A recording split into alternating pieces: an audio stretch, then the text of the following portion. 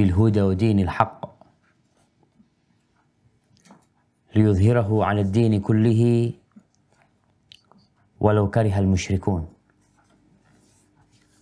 Segala puji bagi Allah Jalla Jalaluh yang telah mengutus Rasulnya dengan petunjuk dan agama yang benar, agar Allah memenangkan agamanya di atas seluruh agama yang ada, walaupun orang-orang musyrik membenci hal itu. Allahumma salli wa sallim ala sayyidina Muhammadin wa ala alihi wa ashabihi ajma'in.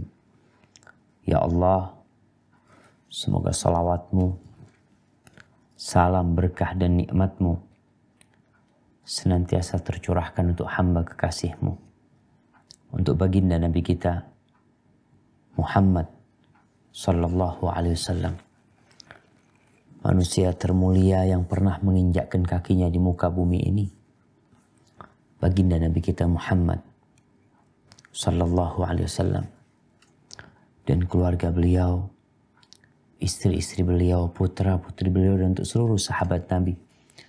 Semoga Allah meridai kita bersama mereka.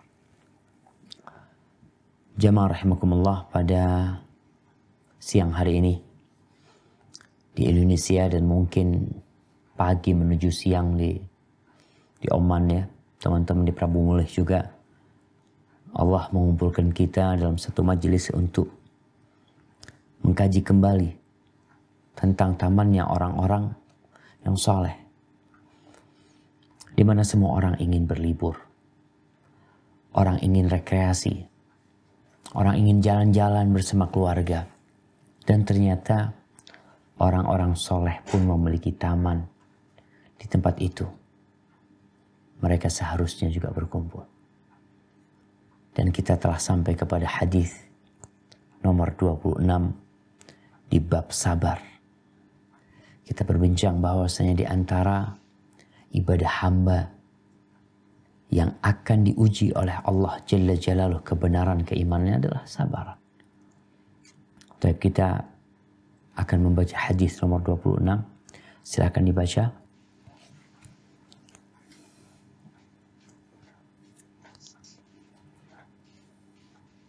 Sebentar, Ustaz.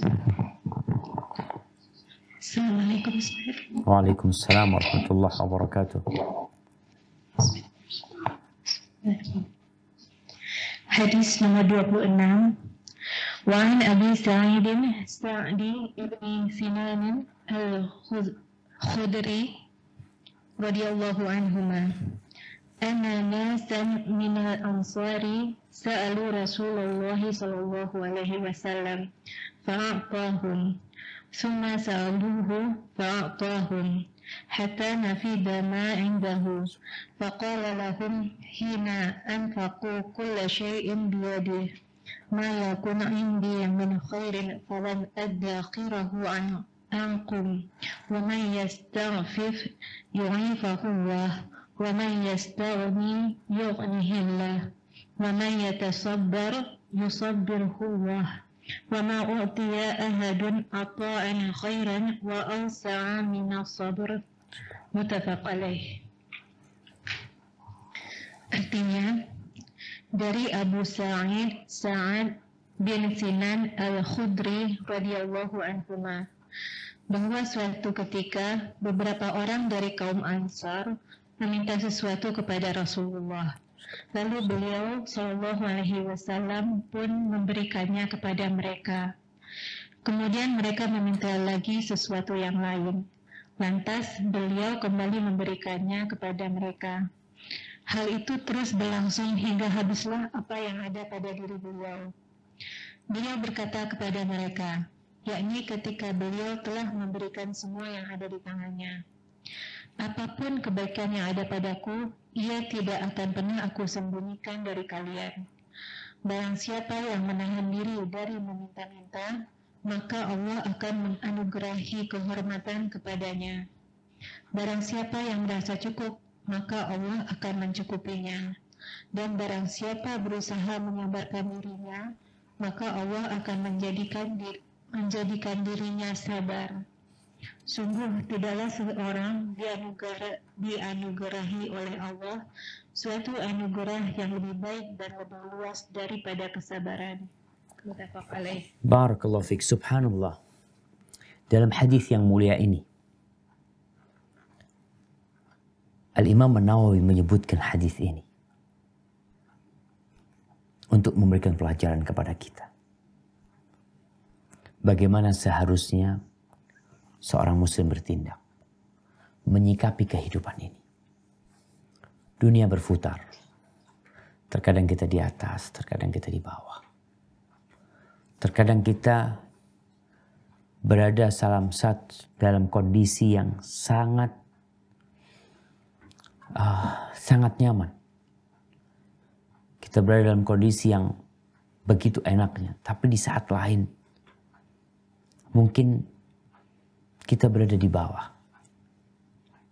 Kondisi tidak sesuai dengan yang kita inginkan. Angin bertiup tidak sesuai dengan keinginan nelayan. Sahabat Nabi yang bernama Abu Sa'id Al-Khudri radhiyallahu ta'ala anhu menceritakan kedatangan orang-orang Ansor untuk meminta kepada Nabi alaihissalam. Lalu Nabi memberi kepada mereka. Kemudian mereka datang lagi meminta. Namun beri sampai habis yang Nabi miliki SAW. Ketika habis, Nabi mengatakan kepada mereka bahwasanya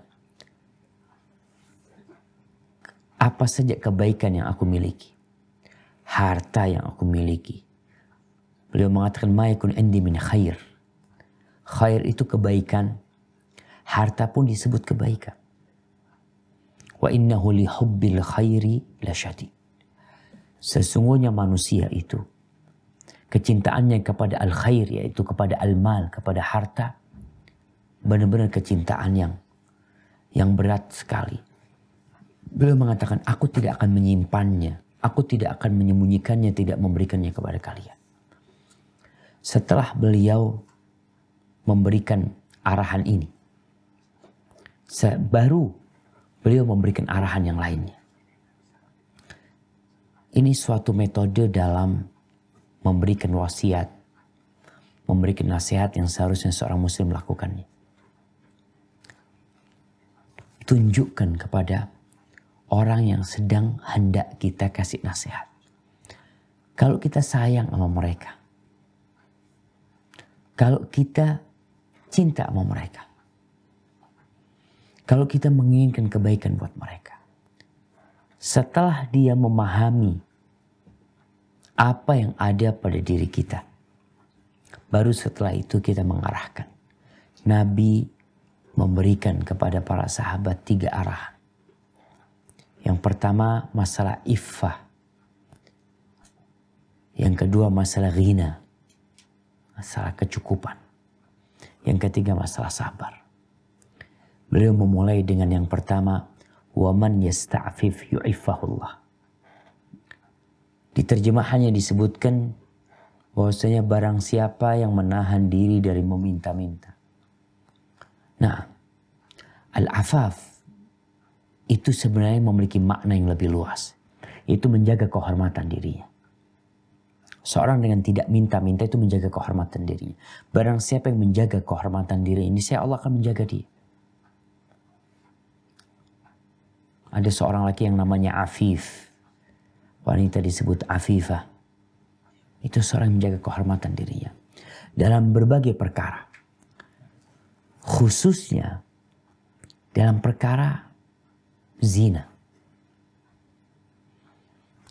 Jadi seorang yang menahan diri, menundukkan pandangannya, menjaga tangannya, menghindari tempat-tempat kemaksiatan, tempat-tempat perzinaan, maka niscaya Allah akan menjaga diri dia. Sehingga dia jadi tidak suka dengan kemaksiatan tersebut. Namun ada orang-orang yang membiarkan pandangan matanya tidak terjaga. Dia lepas pandangan matanya. Setiap ada pemandangan yang menggairahkan syahwatnya dia tonton.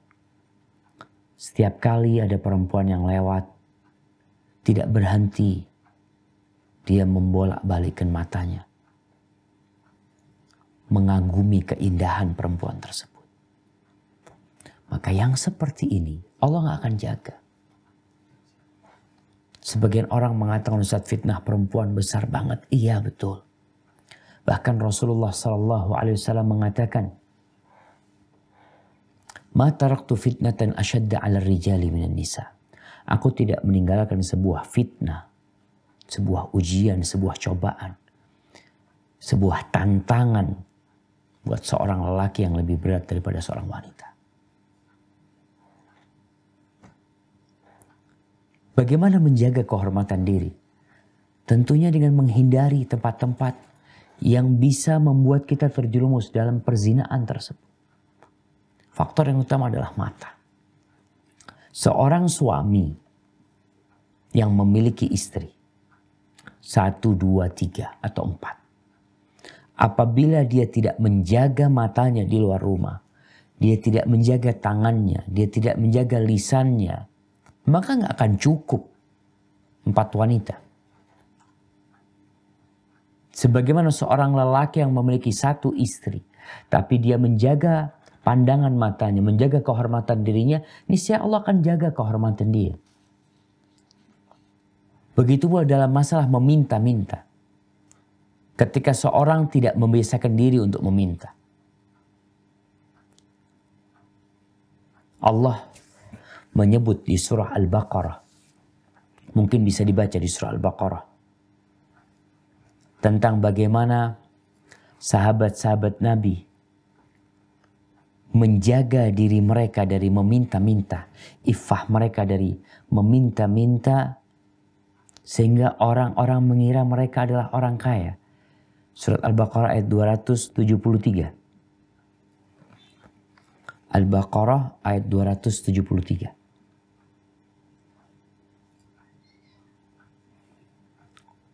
Udah dapat?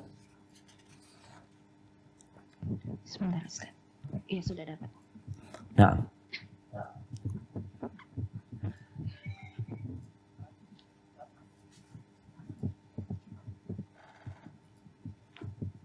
Surah Al-Baqarah ayat 273. Ya.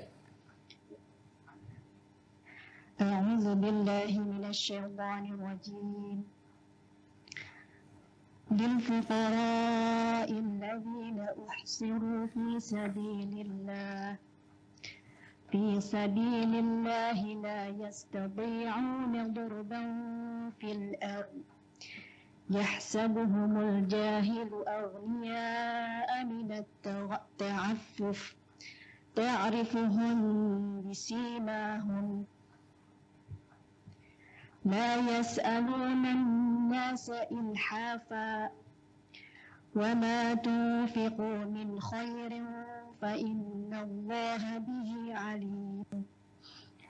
Artinya, apa yang kamu infakkan adalah untuk orang-orang fakir yang terhalang usahanya karena jihad di jalan Allah.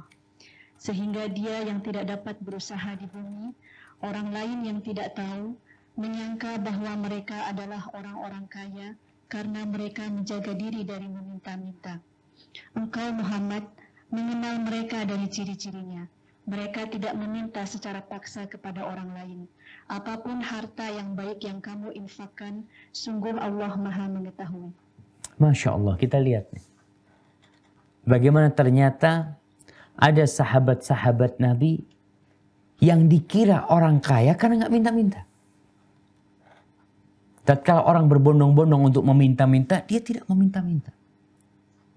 Kalaupun harus meminta dalam satu kondisi terpaksa, mereka tidak memaksa memintanya.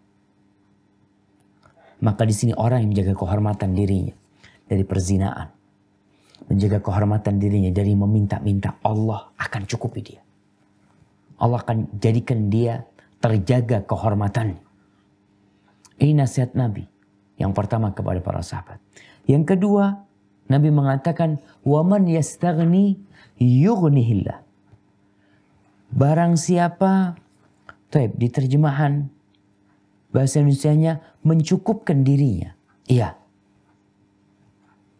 Dia udahlah yang ada cukuplah. Dia tidak memandang kepada yang ada di tangan manusia. Dia tidak membiarkan matanya melihat kepada kekayaan manusia. Fulan punya ini, fulan punya ini. Rumahnya fulan, perusahaannya fulan. Maka orang yang seperti ini Allah akan jadikan buat dia kekayaan di hatinya. Kita ini kadang-kala miskin terus. Miskin terus. Kenapa? Ya karena kita tidak mencukupkan diri. Bahkan seorang syekh cerita, antum kadang-kala datang ya, meminta sesuatu kepada orang yang kaya. Umpamanya bantuan lah untuk fakir miskin. Ceritanya segala kesulitan. Anak punya masalah ini, anak punya masalah ini, punya itu. Seakan-akan dia orang miskin. Padahal tidak tampak dia orang miskin.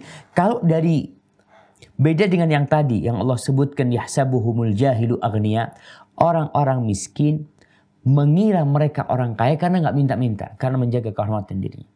Tapi ternyata ada orang-orang yang dikira orang kaya, ternyata dia orang miskin. Karena miskin hatinya. Rasulullah SAW mengingatkan bahwasanya al-ghina ghinal qalb, kekayaan itu kekayaan hati.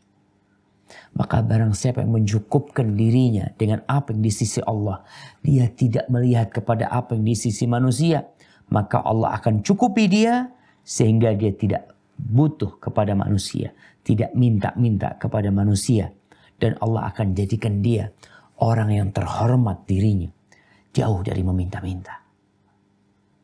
Maka kadang-kala kita melihat orang-orang yang pura-pura minta-minta. Kita pikir mereka orang miskin. Ternyata sebagian di antara mereka orang kaya. Tapi kaya harta miskin hati. Tapi yang ketiga yang berkaitan dengan bab kita adalah tentang sabar. Rasulullah SAW mengatakan, man yatasabbar yusabbirhullah. Barang siapa yang berusaha untuk bersabar, Allah akan bikin dia jadi penyabar. Allah akan karunia dia sifat sabar. Artinya kesabaran ini bisa diraih dengan usaha. Ada orang yang memang penyabar, jamaah. Lahir penyabar. Allah kasih karunia dia. Tapi ada orang yang Masya Allah. Dia punya jiwa pemberontak. Nggak sabaran. Temperamental. Tapi karena dia berusaha untuk menahan diri. Ya sudahlah. Tidak minta-minta sama orang juga ya. Dia mungkin susah nggak bisa makan hari ini. Dia tidak cerita sama siapa-siapa. Dia berusaha untuk menahan diri. Sudahlah yang ada dimakan. Kadang-kala hari itu yang ada cuma nasi sama garam. Itu yang dia makan. Kadang-kala hari itu yang ada cuma air. Dia berpuasa pada hari itu. Bagaimana akhir cerita orang ini? Yusabbirullah. Dia jadi orang penyabar. Ada makan gak ada makan dia sabar. Kemudian setelah itu Nabi SAW menceritakan keutamaan sabar. Beliau berbicara tentang iffah, kehormatan diri, tentang ghina, kekayaan jiwa. Kemudian beliau berbicara tentang sabar. Wa ma u'tiya ahadun ata'an khairan wa usa' min sabr.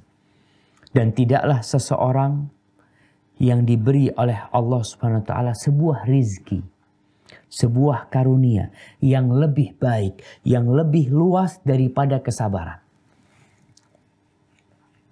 Jadi ternyata sabar ini rezeki, jemaah. Jadi kalau bicara rezeki, sabar ini rezeki nomplok. Rezeki yang sangat luas sekali. Kenapa? Ketika seorang bersabar, dia tabah tahan dengan segala sesuatu. Tatkala dia ditimpa oleh penyakit, dia sabar. Ketika syaitan menggodai dia untuk melakukan yang haram, dia sabar. Dengan godaan syaitan dia menahan diri, dia tahan dirinya. Kadang-kala dia tinggalkan tempat kemaksiatan atau tempat yang mengajak dia untuk berbuat maksiat. Ketika syaitan berusaha untuk menggoda dia meninggalkan yang wajib, dia sabar. Maka jamaah manusia yang dikasih karunia sabar hendaklah bersyukur kepada Allah. Ini orang yang sabar. Digodain sama manusia sabar. Dicaci maki sabar. Disakiti sabar. Orang yang seperti ini tentrem hatinya. Jiwanya damai. Karena kalau kita lihat orang yang marah itu tegang. Merah. Nafasnya ngos-ngosan kata orang. Karena dia gak sabar. Tapi proses untuk menuju sabar itu ya dijalani. Jadi ingat, berarti kita perlu minta sabar. Jangan cuma minta rezeki duit. Orang punya utang. Orang punya beban. Orang di PHK. Ya mungkin dimarahin sama suaminya.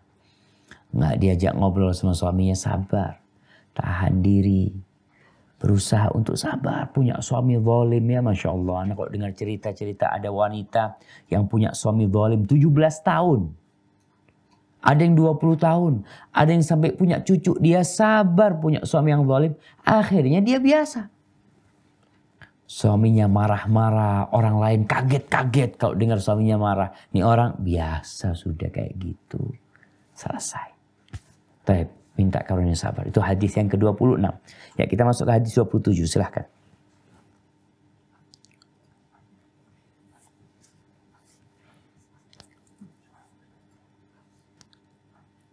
Nah. Hadis nomor 27. Wa an Abi Yahya Suhaib ibn Sinan radhiyallahu anhu qala qala Rasulullah sallallahu alaihi wasallam ajaban li amril mu'min inna amrahu kullahu lahu khair wa laysa dzalika li ahadin illa lil mu'min in asabathu sarra'u syakara fakana khairan lahu wa in asabathu dharra'u sabara fakana khairan lahu. Rawahu Muslim. Artinya, dari Abu Yahya Suhaib bin Sinan radhiyallahu anhu. Ia bercerita, Rasulullah Shallallahu alaihi wasallam pernah bersabda, menakjubkan sekali kondisi seorang mukmin itu. Sesungguhnya semua kondisinya adalah baik, dan ini tidak akan dialami oleh seorang pun kecuali orang mukmin. Jika mendapat kesenangan, dia bersyukur, maka yang demikian itu merupakan kebaikan baginya. Sedangkan jika ditimpa kesusahan, dia bersabar, maka yang demikian itu merupakan kebaikan baginya. Hadis riwayat Muslim. Masya Allah. Kita ini kalau sering-sering baca hadis ya, ilmu kita bertambah, hati kita jadi lunak, iman kita ya semakin berkualitas ya. Bukan lagi seperti sabarnya. Ya, Anda pernah dengar seorang Syekh Abdul Razak kalau nggak salah ketika berbincang tentang sabar. Ada orang yang sabarnya seperti sabarnya binatang. Sabarnya itu nanti. Setelah lama baru dia sabar. Padahal kesabaran yang sebenarnya nanti akan dibahas as-sabru 'inda sadmatil ula. Ketika pukulan pertama itu yang disebut kesabaran, ketika kita tahan. Sahabat Nabi yang bernama Suhaib ibn Sinan Ar-Rumi. Dia datang ke kota Mekah miskin. Kemudian dia usaha jadi kaya raya. Ketika dia mau hijrah, dihadang oleh orang-orang musyrikin. Suhaib ini terkenal pemanah jitu, pemanah handal. Ketika orang-orang musyrikin menghadang dia, Suhaib mengatakan, kalian tidak akan bisa mendekatiku sampai tiap anak panah ini aku letakkan di leher kalian. Ketika anak panahku habis, aku akan gunakan pedangku. Sehingga mati yang paling cepat dari kita. Lalu Suhaib menawarkan kepada mereka, aku ada mau negosiasi sama mereka. Suhaib mengatakan gimana? Kalau harta yang aku kumpulkan itu aku berikan kepada kalian semuanya, apakah kalian akan membiarkan aku untuk hijrah berjumpa dengan Nabi Muhammad SAW? Apa kata orang-orang musyrikin? Iya. Lalu Suhaib mengatakan, hartaku aku letakkan di tempat ini dan ini. Kalian gali di sana, ambil di situ, ada hartaku semuanya. Suhaib dibiarkan pulang, berangkat ke Madinah. Sampai Madinah, Rasulullah SAW telah dapat wahyu dari Allah tentang negosiasi atau perdagangan yang dilakukan oleh Suhaib Ar-Rumi. Kata Nabi SAW, Robiha Suhaib, Robiha Suhaib. Suhaib beruntung. Suhaib beruntung, kata Nabi SAW. Allah mengatakan, wa minan nasi man yashri nafsahu ibtigha'a mardatillah. Wallahu ra'ufun bil ibad. Ada orang-orang yang membeli dirinya. Dia beli, Suhaib beli dirinya dengan harta. Nih hartaku.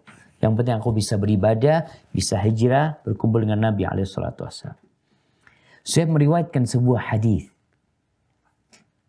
Yang hadis ini akan memotivasi setiap orang yang beriman untuk menambah kesabaran dia. Rasulullah SAW mengatakan, ajaban li amril mu'min. Yaitu sungguh menakjubkannya urusan orang beriman. Ketika di hati seorang hamba ada iman, akan berubah dia. Dia tidak akan menjadi manusia biasa. Dia akan menjadi manusia super. Dalam semua kondisi. Inna amrahu kullahu lahu khair. Semua urusan orang beriman ini baik. Kalau dapat nikmat, dia bersyukur. Dan itu kebaikan buat dia. Syukurnya jadi. Karena berbeda dengan orang-orang kafir, jemaah. Orang-orang kafir itu ketika dapat nikmat, nikmat yang Allah berikan kepada dia akan jadi azab buat dia. Akan jadi azab. Kenapa? Allah telah memberikan segala nikmat kepada dia. Kemudian dia tidak beribadah. Dia tidak beriman kepada Allah Jalla Jalaluhu. Maka kelak mereka akan mempertanggungjawabkan dan akan diazab dengan segala nikmat yang Allah berikan kepada dia. Coba dibaca. Di surat Al-A'raf. Surat Al-A'raf ayat 32. Tentang urusan nikmat. Kenapa buat orang beriman sungguh menakjubkan? Kalau dia dikasih nikmat, dia bersyukur dan itu baik buat dia. Baik buat dia di dunia dan di akhirat. Ketika dia menggunakan nikmat tersebut untuk ketaatan. Nah, silahkan dibaca. Al-A'raf ayat 32. Surat Al-A'raf ayat 32. Nah.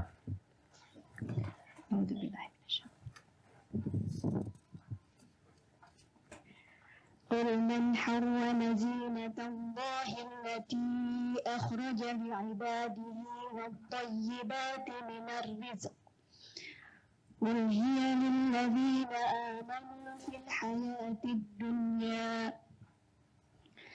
في الحياة الدنيا خالصة يوم القيامة كذلك نفصل الآيات لقوم يعلمون. Artinya, katakanlah Muhammad, siapakah yang mengharamkan perhiasan dari Allah yang telah disediakan untuk hamba-hambanya dan rezeki yang baik-baik? Katakanlah, semua itu untuk orang-orang yang beriman dalam kehidupan dunia dan khusus untuk mereka saja pada hari kiamat. Demikianlah kami menjelaskan ayat-ayat itu untuk orang-orang yang mengetahui. Subhanallah, kita lihat nih. Ternyata kenikmatan dunia Allah bikin itu buat siapa? Buat orang-orang yang beriman. Maka mereka dikasih kenikmatan di dunia. Mereka bersyukur kepada Allah. Mereka dimasukkan ke surga oleh Allah. Sehingga doa orang yang beriman, Rabbana atina fid dunya hasanah. Wa fil akhirati hasanah. Nanti pada hari kiamat, itu lebih khusus lagi buat mereka. Nggak ada orang-orang kafir mendapatkan nikmat sedikit pun. Sedangkan di dunia mereka masih mendapatkan nikmat. Tapi nikmat itu akan jadi azab buat dia. Jadi orang yang beriman kalau dapat nikmat, bersyukur kepada Allah itu baik buat dia. Wa in asabathu dharra. Kalau ternyata dia ditimpa oleh sesuatu yang menyusahkan dia, oleh petaka, oleh bala, Maka itu baik pula buat orang yang beriman. Ketika dia mendapatkan kesulitan, kesusahan. Baiknya kenapa dia bersabar.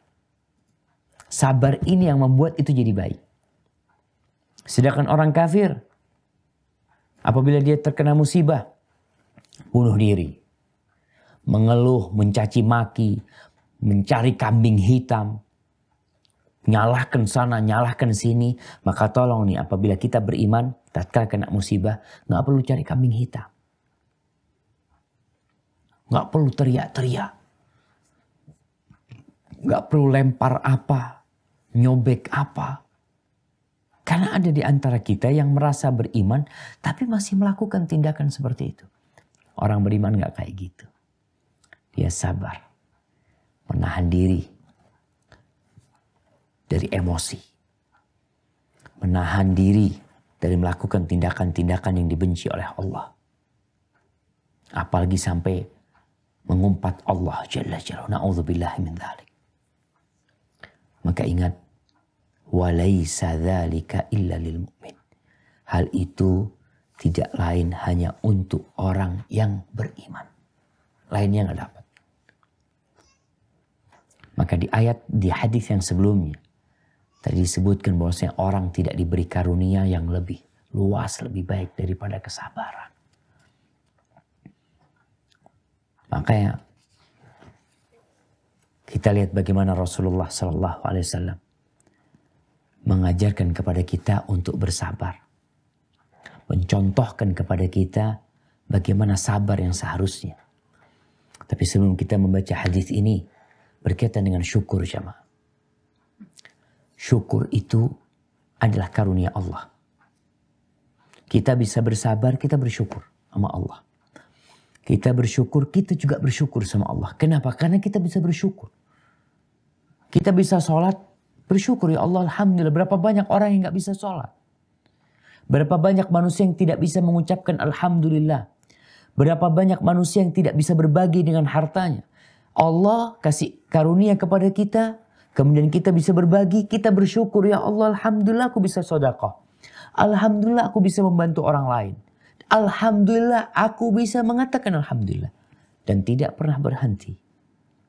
Lingkaran itu terus berputar. Engkau bisa bersyukur, bersyukur. Engkau bisa sholat sebagai bentuk syukur, syukurin sholatmu. Engkau bisa mengatakan alhamdulillah selesai makan, syukuri karena engkau telah bisa melaksanakan, bisa makan dan bisa mengucapkan alhamdulillah. Ya, cuma banyak orang yang lalai. Orang hanya bersyukur kalau dapat nikmat besar. Dapat gaji biasa. Ya udah biasa dapat kayak gitu. Padahal itu nikmat. Ini ada hamba-hamba yang tidak pandai bersyukur. Khususnya para wanita.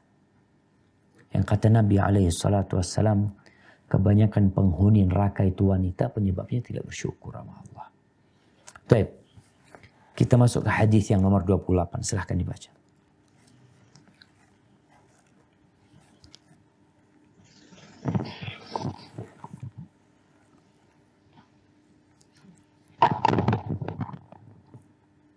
Bismillah. وعن أنس رضي الله عنه قال لما ثقل النبي صلى الله عليه وسلم جعل يتخصه الكرب فقالت فاطمة رضي الله عنها وقرب أباتاه فقال ليس على أبيك قرب بعد اليوم فلما مات قالت يا أباته أجاب ربا دعاه يا أباته جنة فردوس مأواه يا أباته إلى جبريل ينعاه فلما دفن قالت فاطمة رضي الله عنها أطابت أنفسكم أن تحثوا على رسول الله صلى الله عليه وسلم التراب.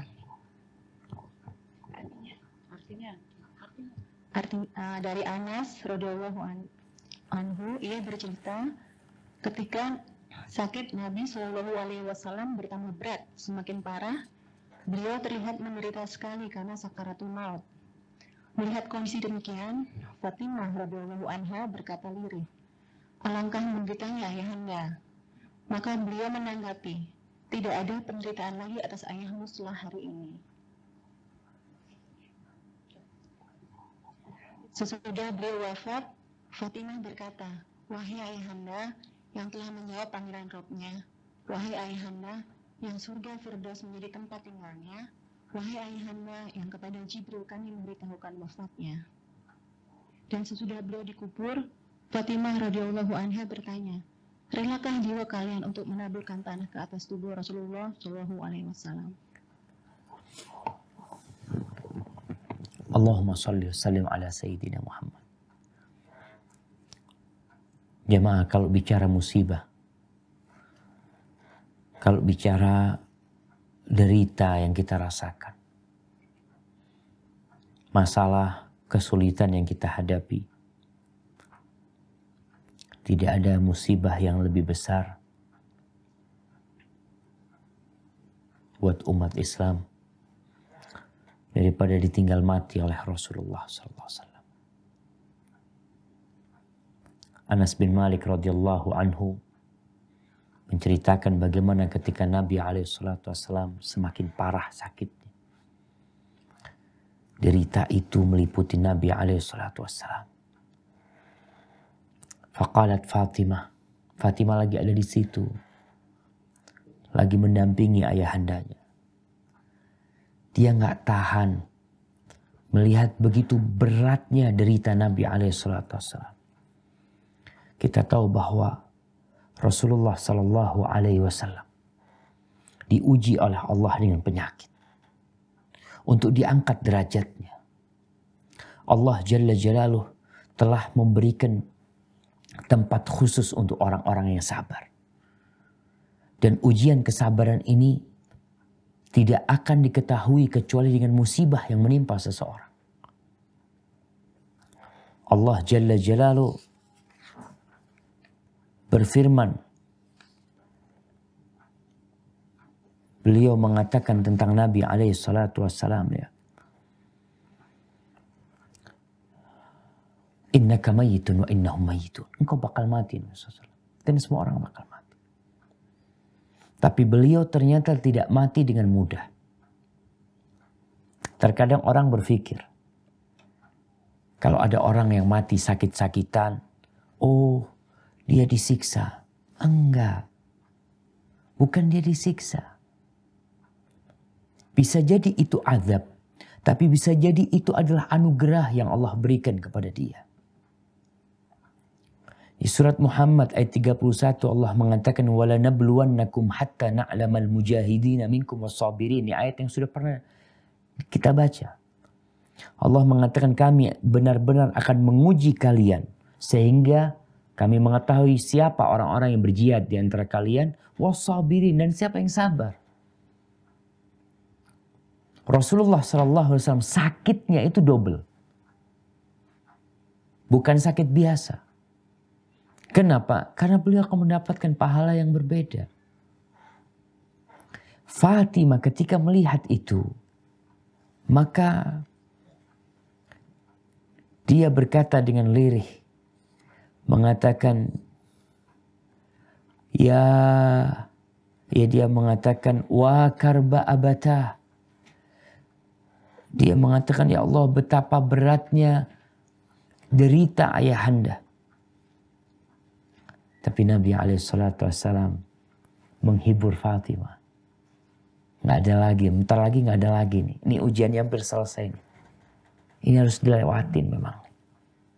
Ini harus dilewati. Untuk mendapatkan maqaman mahmudah.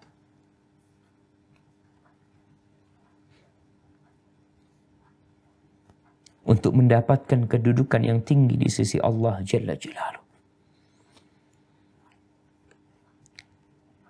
Sebentar lagi beliau akan berpindah dari kehidupan yang fana kadangkala setiap hari kita berebut untuk lebih lama hidup di dunia. Untuk lebih nyaman hidup di negeri ini. Adapun Nabi SAW ketika derita itu bertambah berat, sakitnya bertambah berat, beliau mengatakan Allahumma fir rafiqil a'la. Allahumma fir rafiqil a'la. Ya Allah, udah waktunya untuk bergabung dengan orang-orang yang ada di atas. Akhirnya Nabi SAW meninggal dunia. Ya Allah ya. Semoga Allah memperkenankan kita untuk berjumpa dengan beliau. Ketika beliau meninggal dunia, Fatimah mengatakan, Ya abata ajaba rabban da'a. Ya abata man jannatul firdausi ma'wa. Ya abata ila Jibril nan'a. Kita tahu tidak boleh seorang ketika tinggal mati, ketika dia bersedih untuk meratapi. Enggak. Fatimah tidak meratap. Dia hanya nggak tahan untuk mengatakan itu. Dia berkata, wahai abata yang telah menjawab panggilan Rabbi. Karena ruh seorang mukmin, apalagi Nabi, itu akan diangkat dengan aroma yang indah, dibungkus dengan kafan-kafan dari surga, naik ke langit, sampai dibangunkan atau diberhentikan di hadapan Allah Jalla Jalaluhu.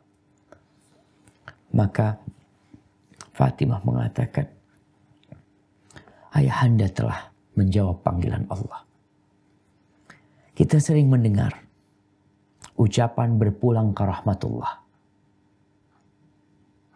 Kita nggak tahu apakah orang itu berpulang ke rahmatullah. Yang jelas dia berpulang kepada Allah. Apabila beriman, maka akan mendapatkan rahmat Allah. Apabila kufur, jahat, pelaku kemaksiatan, dan Allah tidak mengampuni kemaksiatan mereka, maka dia akan mendapatkan azab. Adapun orang-orang kafir, bukan ke rahmatullah, dia berpulang ke azab Allah Jalla Jalaluhu. Kemudian Fatimah menghibur dirinya, wahai ayahanda yang surga Firdaus menjadi tempatnya. Udah selesai. Ruh beliau berada di surga Allah Jalla Jalaluhu. Wa ya abata, wahai ayahanda, kita mengabarkan kematiannya kepada Jibril alaihissalam. Jibril biasa datang membawa wahyu. Tapi selesai tugas Jibril. Beliau tidak lagi membawa wahyu. Maka mengabarkan kepada Jibril alaihissalam kematian Nabi alaihissalam. Kemudian setelah beberapa hari, karena kita tahu Nabi alaihissalam tidak dimakamkan langsung. Beliau meninggal alaihissalam pada hari Senin. Selasa, Rabu, Kamis. Hari Kamis beliau baru dimakamkan sallallahu alaihi wasallam. Selesai terpilihnya Abu Bakar menjadi khalifah. Umat Islam memiliki pemimpin. Maka Nabi alaihissalam dimakamkan. Setelah dimakamkan, Anas bin Malik adalah pembantu Nabi alaihissalam. Dia keluar masuk ke rumah Nabi alaihissalam. Maka Fatimah bertanya kepada Anas alaihissalam, ya Anas, atabat anfusukum an tahthu ala Rasulillah sallallahu alaihi wasallam turab. Wahai Anas, gimana kondisi hati kalian? relakah kalian ketika kalian menaburkan tanah, ketika diambil itu tanah, kemudian ditutup kuburan Nabi SAW. Hati kalian gimana? Tentu hati mereka berat. Makanya Anas bin Malik radhiyallahu ta'ala anhu, kota Madinah ketika datang Rasulullah sallallahu alaihi wasallam, kota Madinah itu jadi terang benderang dengan keberadaan beliau di kota Madinah.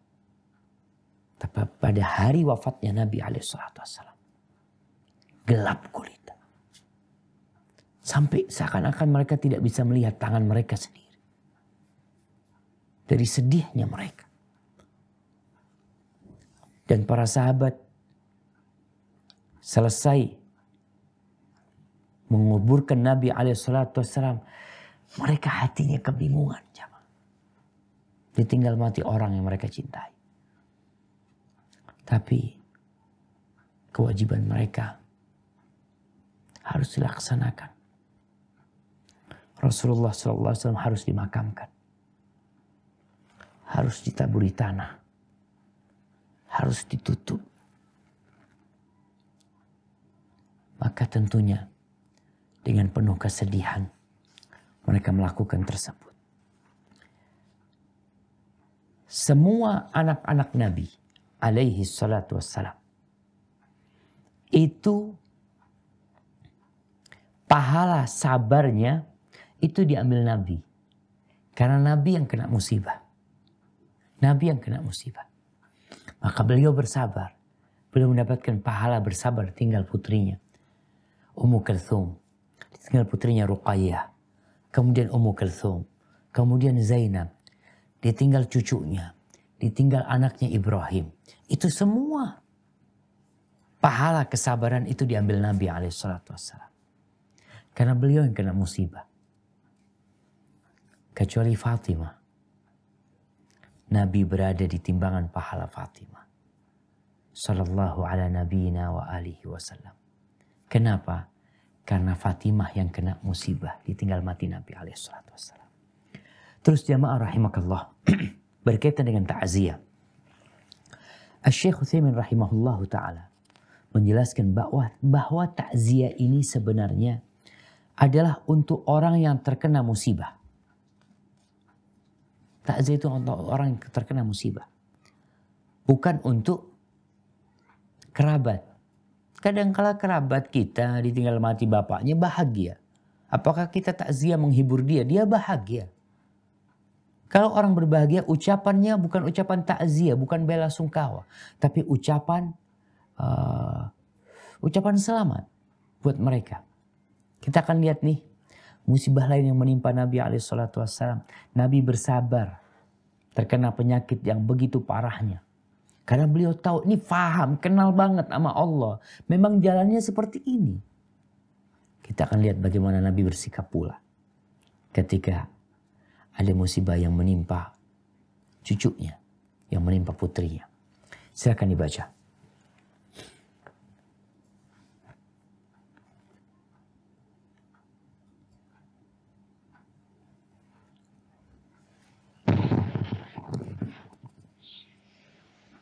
Hadis nomor 29. Wa an Abi Zaidin Usamah ibni Zaid.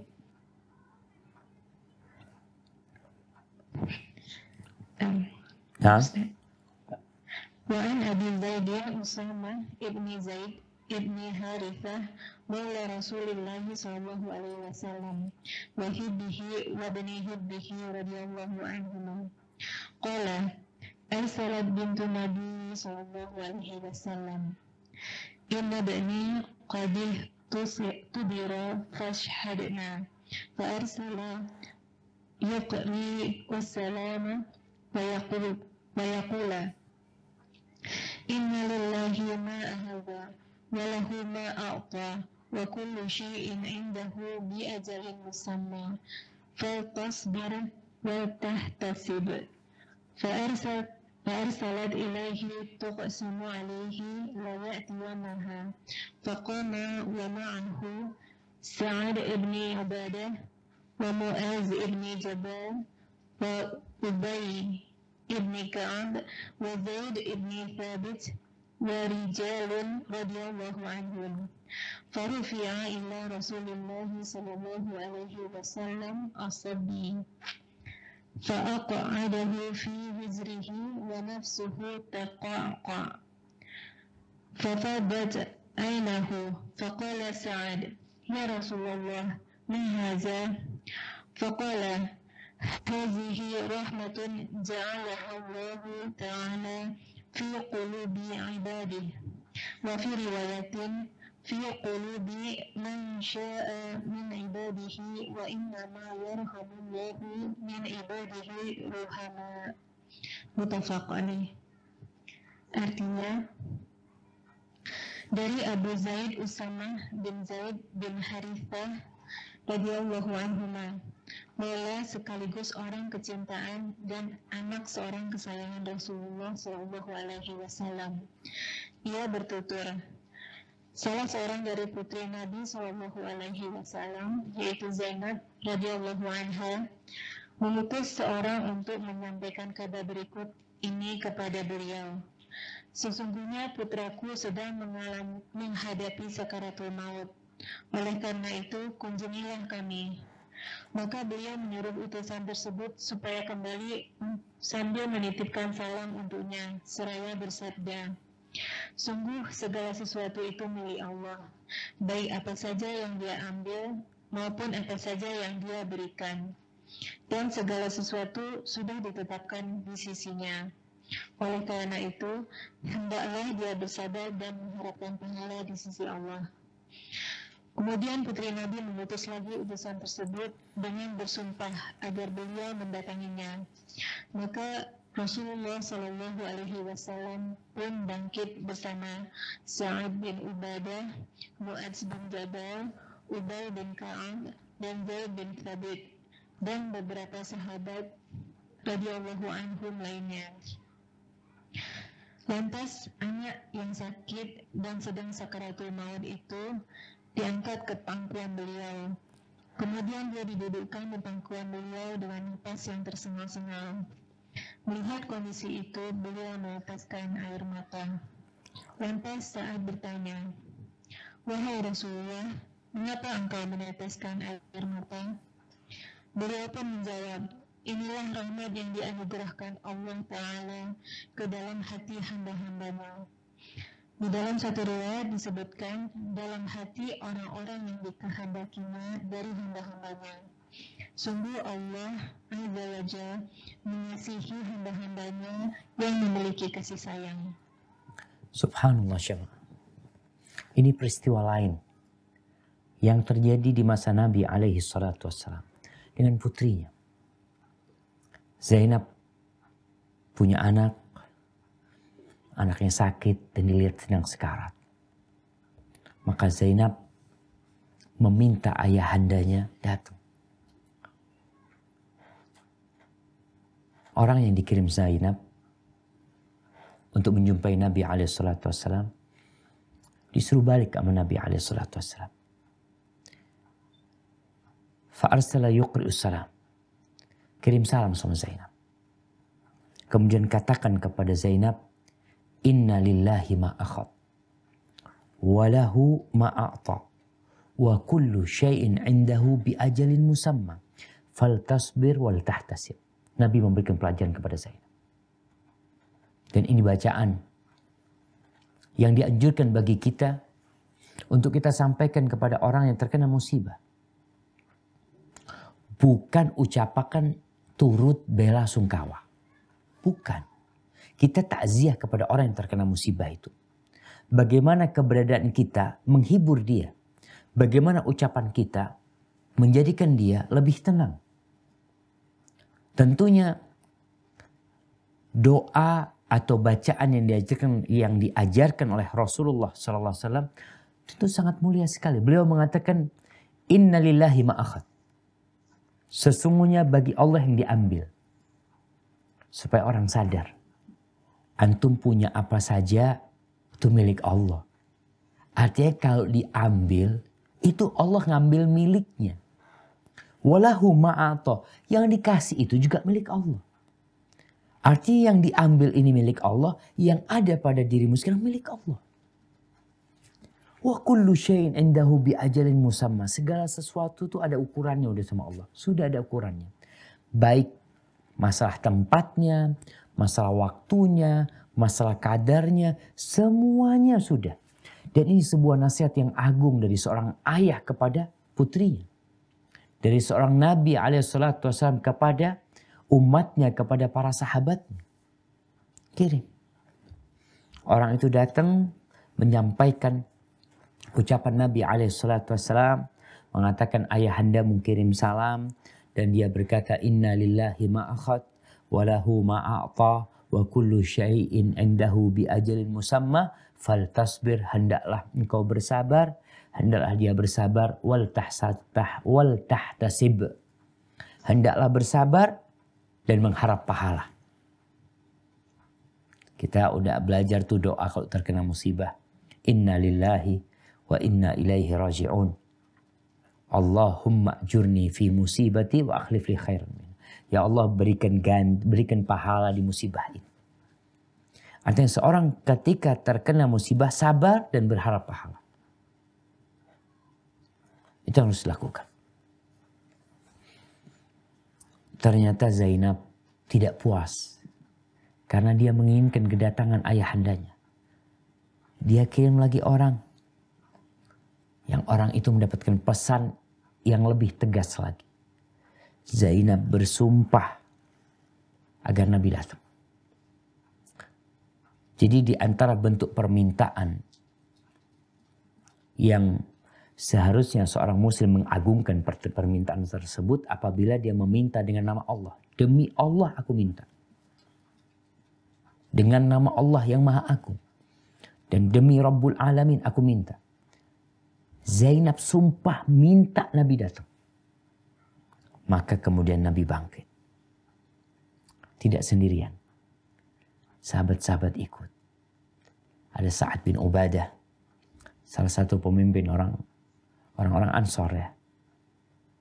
Nah ada Mu'ad bin Jabal. Ada Ubay bin Ka'ab. Penulis wahyu. Mu'ad bin Jabal. Yang paling ngerti dengan urusan halal dan haram.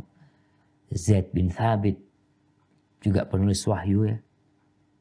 Zaid bin Thabit ini dia penulis surat Nabi SAW. Zaid bin Thabit.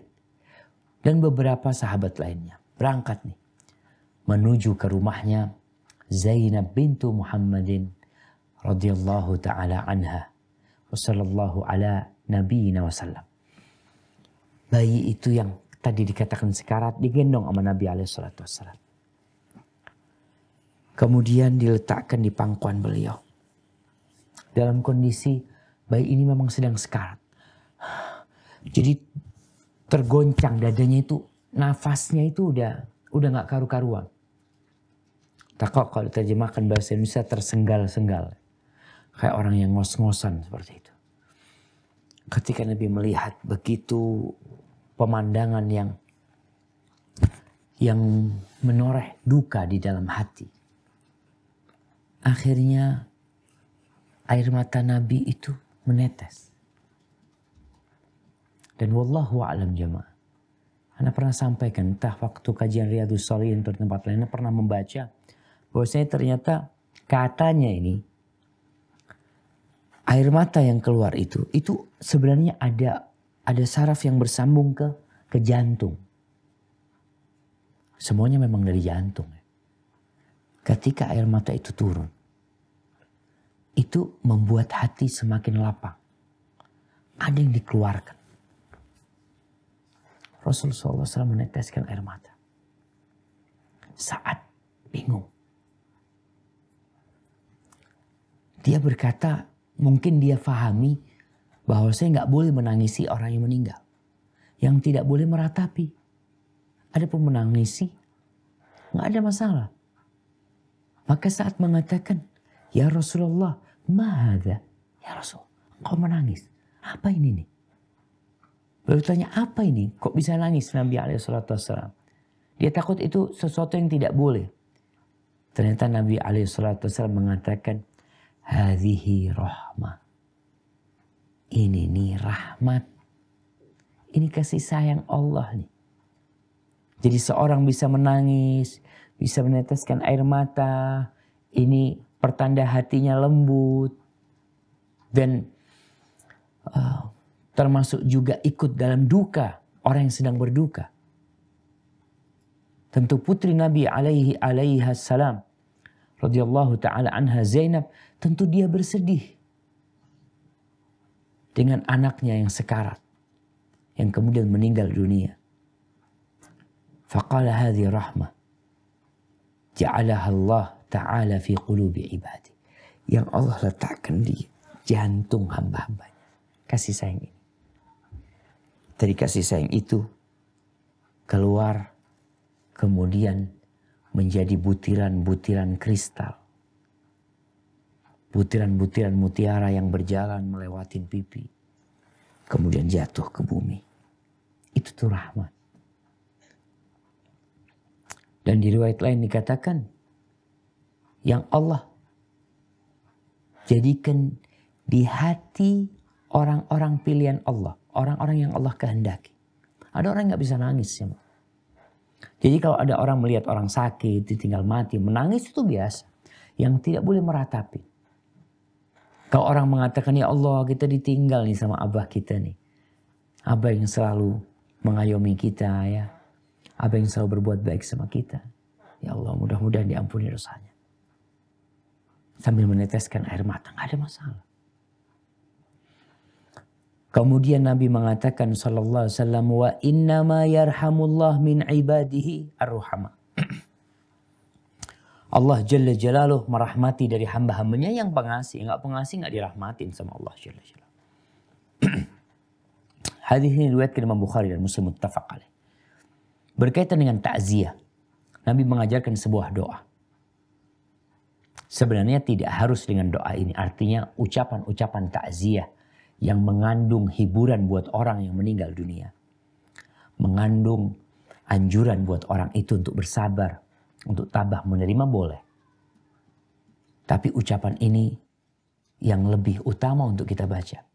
Inna lillahi ma'akhad, wa lahu ma'a'ta, wa kullu syai'in indahu bi ajalin musamma. Ini ucapan. Lalu kita katakan sabar ya. Sabar. Gak harus pakai bahasa Arab. Gak harus. Kadang kalau kita datang ke orang yang meninggal. Kita bacakan. Inna lillahi ma'akhat wa lahu ma'ata. Wa kullu syai'in indahu bi ajalin musamma. Orang itu gak ngerti. Akhirnya tujuan takziah kita gak nyampe. Karena orang itu gak paham. Kalau kita datang kemudian membaca bahasa Arabnya, lalu menerjemahkan, mengatakan sesungguhnya milik Allah yang dia ambil, milik dia yang dia berikan. Kita ini semua titipan Allah. Dan segala sesuatu itu sudah ada ketentuannya. Kita sedang ngantri untuk mati juga. Kita ini semua sedang menanti. Sehingga antum sabar yang tabah, berharap pahala dari Allah Jalla Jalla. Kemudian berkaitan dengan masalah takziah. Ya, takziah itu bukan ucapan selamat ya. Syekh Utsaimin menjelaskan bahwasanya takziah itu bukan ucapan selamat. Takziah itu ucapan hiburan buat orang yang sedang susah. Jadi bukan dibikin acara tertentu ya. Kemudian pakai kursi, pakai lampu-lampu seakan ada pernikahan ya. Enggak, datang takziah, ucapkan doa itu, pulang. Kita bikinkan makanan buat orang yang meninggal dunia supaya dia tidak sibuk dengan memasak ya. Karena ditinggal mati oleh keluarganya, maka itu yang perlu kita berikan. Dan kita perlu belajar bagaimana Rasulullah SAW menghibur orang-orang yang terkena musibah. Apa saja. Orang kehilangan kambingnya, kita datang. Karena kita tahu ujian Allah itu bukan hanya kehilangan jiwa. Kehilangan harta pun ujian dari Allah. Baik. Kita masuk ke hadis nomor 30. Silahkan dibaca karena hadis ini panjang sekali. Dibaca artinya. Kita baca artinya. Kemudian di situ kita akan pelan-pelan kita akan sampaikan beberapa faedah yang bisa diambil dari situ. Silahkan.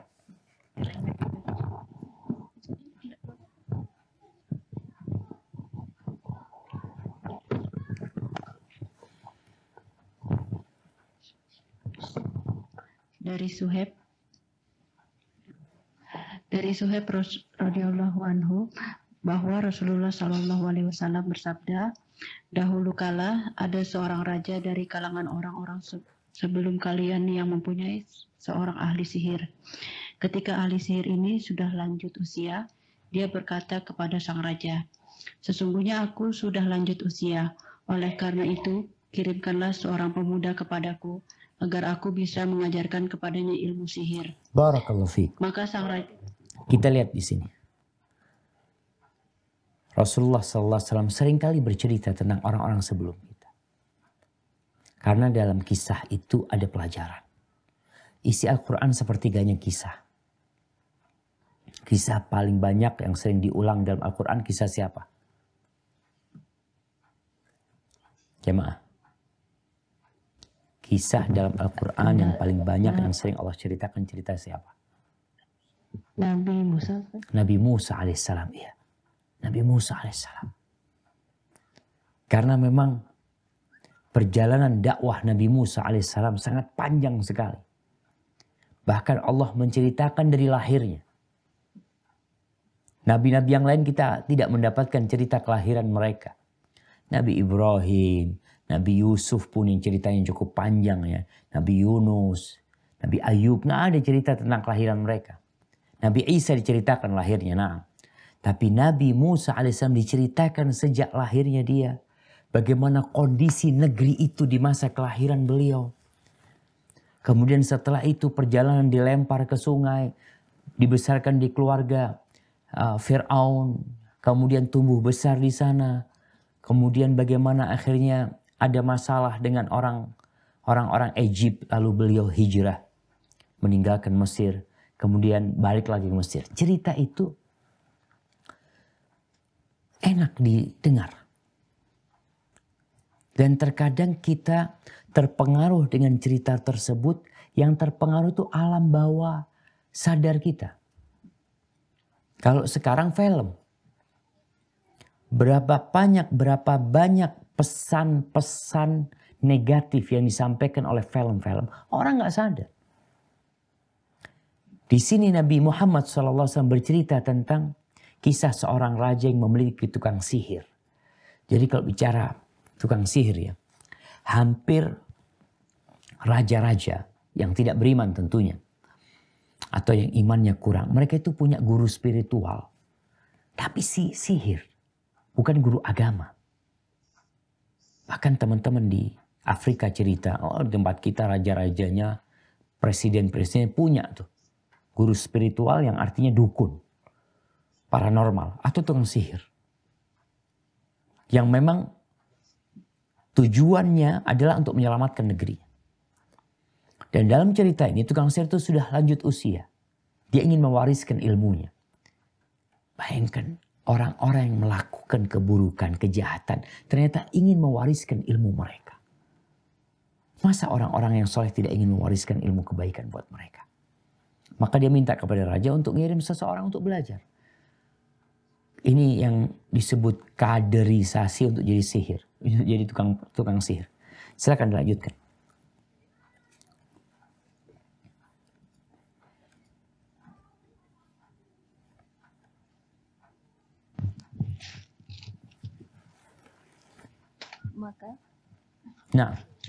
Maka sang raja mengirimkan kepadanya seorang pemuda yang akan diajarinya ilmu sihir. Di jalan menuju tempat tukang sihir yang dilalui pemuda itu, terdapat seorang pendeta ahli ibadah. Lantas pemuda itu duduk di dekatnya dan mendengarkan perkataannya. Perkataan yang membuatnya kagum atau terheran-heran. Setiap mendatangi ahli sihir, dia selalu melewati si pendeta serta singgah di tempatnya. Suatu saat ketika pemuda itu mendatangi ahli sihir yang memang telah mengetahui kebiasaannya tersebut, gurunya itu pun memukulnya. Kemudian hal itu diberitahukan kepada si pendeta, dan dia pun berkomentar, "Jika kamu takut kepada ahli sihir itu, katakanlah, keluargaku telah menahanku. Dan jika kamu takut kepada keluargamu, katakanlah, ahli sihir telah menahanku." Barakallahu fiik. Dalam keadaan Taib. Kita lihat di sini, Allah kalau mau kasih hidayah jamaah, jalannya itu kita nggak tahu. Ini pemuda dipilih untuk menjadi penerus penyihir. Tapi ternyata di jalan dia melihat pemandangan ya. Ini pengaruh lingkungan baik kita lihat. Orang kalau lewat masjid paling tidak tertarik untuk datang ke masjid. Jadi benar-benar kerjanya memang belajar ke tukang sihir. Tapi dia melihat ada pendeta yang ahli ibadah. Dia kepingin tahu ya. Makanya anak-anak muda nih kenapa ditakutin? Karena mereka kadangkala emosional. Mereka lebih logik berpikir. Tidak terlalu fanatisme. Beda dengan orang-orang tua yang biasanya sudah fanatik. Pengikut para nabi kebanyakan anak muda. Ini anak muda mendengarkan ucapan pendeta tersebut. Dia tertarik. Beda dengan ucapan penyihir. Beda dengan ajaran penyihir. Lalu akhirnya mau tidak mau.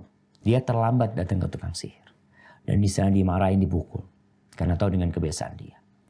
Dikasihlah sebuah cara menyelamatkan diri. Dengan cara apa? Dia sebenarnya berdusta, tapi yang mengandung makna tauriah.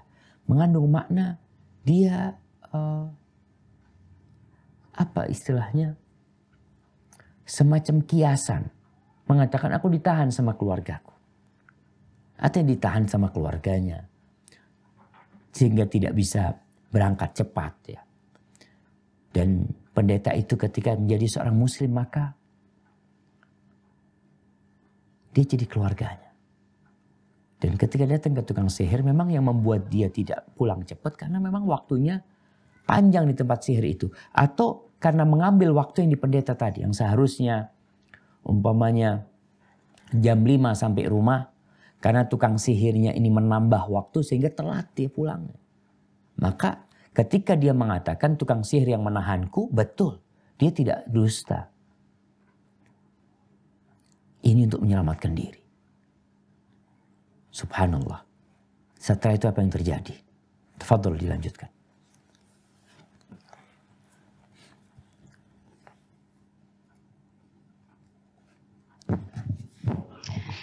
Dalam keadaan demikian, suatu ketika pemuda itu mendapati seekor binatang besar yang menghalangi perjalanan orang-orang. Dia bergumam, "Sekarang aku mengetahui apa ahli sihir yang lebih utama ataukah pendeta?" Lantas dia mengambil sebuah batu seraya berseru, "Ya Allah, apabila ajaran pendeta itu lebih engkau sukai daripada ajaran ahli sihir, maka bunuhlah binatang ini, sehingga orang-orang dapat melanjutkan perjalanan mereka." Kemudian dia melemparkan batu tadi, sehingga dia dapat membunuh binatang itu, dan orang-orang pun dapat melanjutkan perjalanan mereka. Barakallahu fiik. Kita lihat di sini. Setelah belajar, tentunya ada beban ya. Ketika seorang belajar kebatilan dan belajar kebenaran. Tapi kondisi anak muda ini, memang dia tidak punya basic. Makanya kadang-kala ada orang mengatakan kalau mau belajar itu, ya belajar ke siapa saja, ambil baiknya, tinggalkan buruknya. Kita tahu dari mana baiknya, kita tahu dari mana buruknya dia. Sedangkan kita nggak punya ilmu.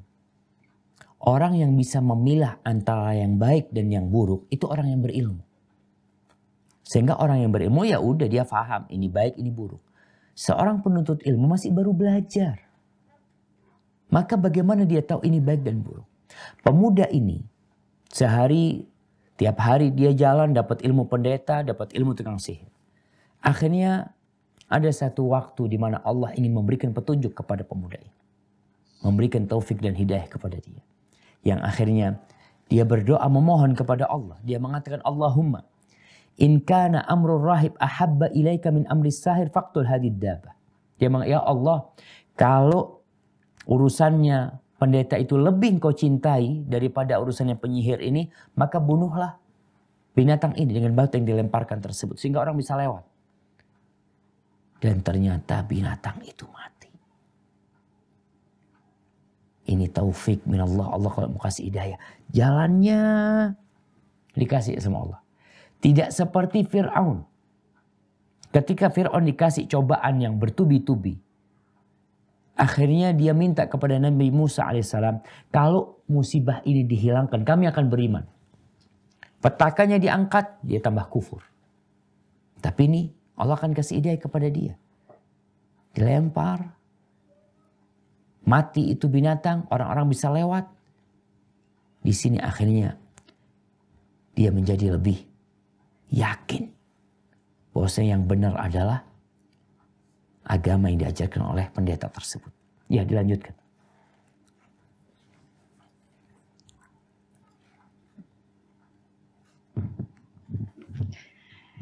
Selanjutnya, pemuda itu mendatangi si pendeta dan memberitahukan hal tersebut. Maka si pendeta berkata kepadanya, "Hai anakku, sekarang kamu sudah lebih baik daripada aku, karena keadaanmu sudah sampai pada apa yang kusaksikan. Dan sesungguhnya kelak kamu akan diuji. Apabila kamu diuji, janganlah menyebut namaku. yakni jangan tunjukkan aku kepada orang-orang yang memujimu." Allahu Akbar. Semakin tinggi pohon itu, semakin besar angin yang akan menerpa. Dan pendeta ini mengatakan, engkau nih dipanggil anakku ya. Sama dia karena keluarganya tadi. Dia beriman, sama-sama beriman jadi keluarga. Engkau akan diuji, dan kalau nanti diuji, tolong jangan sebut-sebutkan nama dia. Karena kita nggak tahu bisa sabar enggak dengan ujian jamaah. Kita ini nggak boleh minta bala sama Allah. Tapi kalau datang bala ya kita harus sabar. Baik, dilanjutkan.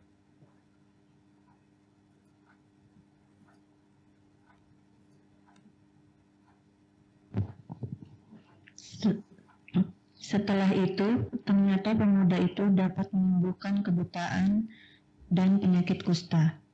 Bahkan dia mampu mengobati manusia dari segala macam penyakit. Tak kala orang kepercayaan raja yang bermata buta mendengar berita tersebut, dia segera mendatangi pemuda itu dengan membawa hadiah yang sangat banyak. Orang itu lantas berseru, "Semua ini akan menjadi milikmu jika kamu dapat menyembuhkan kebutaanku." Pemuda itu menegaskan, "Sungguh, aku tidak dapat menyembuhkan seseorang.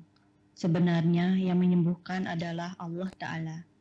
Jika engkau beriman kepada Allah Ta'ala, maka aku akan berdoa kepada Allah dan Dia akan menyembuhkanmu."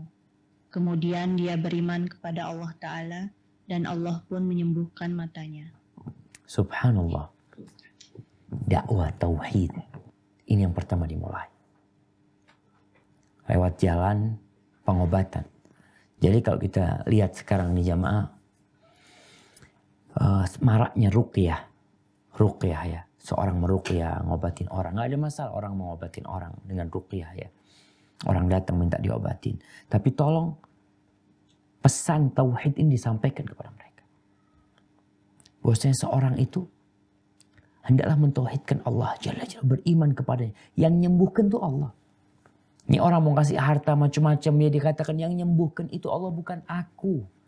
Kalau engkau beriman, aku akan berdoa minta sama Allah supaya Allah menyembuhkanmu. Dan Allah pun menyembuhkan dia. Ini teman duduknya raja. Mau tidak mau perkaranya, perkara anak muda ini ujiannya pelan-pelan. Silakan dilanjutkan.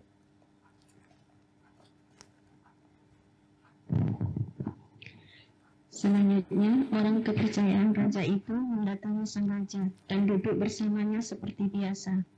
Lalu sang raja bertanya kepadanya, "Siapa yang mengembalikan pandanganmu?" Orang itu menjawab, "Robku." "Apakah kamu mempunyai Rob selain aku?" tanya sang raja. "Robku dan Robmu adalah Allah," sahutnya. Mendengar pernyataan demikian, sang raja langsung menghukumnya dan terus menyiksanya, sehingga dia pun memberitahukan identitas pemuda itu. Subhanallah. Ujian tambah nih udah buat anak muda itu. Artinya orang-orang yang beriman, yang memiliki keyakinan yang berbeda dengan keyakinan masyarakat umum, itu akan mendapatkan tantangan dan penentangan dari masyarakat. Ini temannya raja. Ketika mengatakan Rabbi wa Rabbukallah. Ketika ditanya, apakah engkau punya Rabb selain aku? Artinya masyarakat di sana menuhankan rajanya, mengkultuskan rajanya. Maka ketika ditanya engkau punya Rabb selain aku, katanya Rabbi wa Rabbukallah. Kita tahu kisah Nabi Ibrahim alaihissalam bersama Namrud. Ketika terjadi dialog antara Nabi Ibrahim dengan Namrud. Namrud merasa dia Rabb, dia merasa bisa menghidupkan dan mematikan. Lalu Nabi Ibrahim alaihissalam mengatakan, fa innallaha ya'ti bisyamsi minal masyriq, fa'ti biha minal maghrib. Allah mendatangkan matahari dari arah timur. Kalau engkau mengaku Tuhan, Rabb, maka datangkan dari arah barat. Fabuhital ladzi kafar. Akhirnya orang ini yang buta disiksa sampai akhirnya dia membuka sebenarnya siapa orang yang menyembuhkan dia. Artinya lewat perantara siapa dia bisa sembuh. Akhirnya dikasih tahu identitas pemuda ini. Kemudian silahkan.